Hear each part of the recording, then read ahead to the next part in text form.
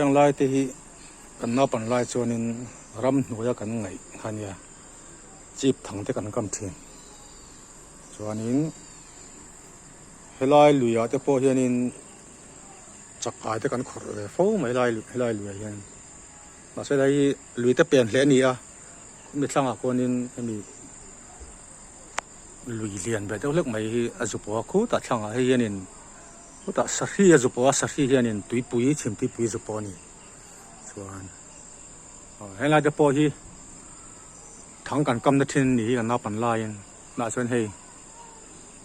in lo om khat te vek to me chi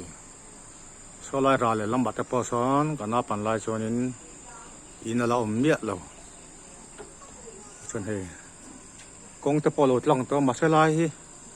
lockdown lai tang khanin an lo block ani ome lai kong hi chu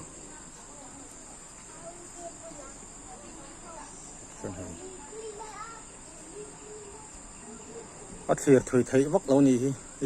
in mong bera kan oma tuna hian kan na pan laia kan chet lat na ani mai hi kan lai vel hi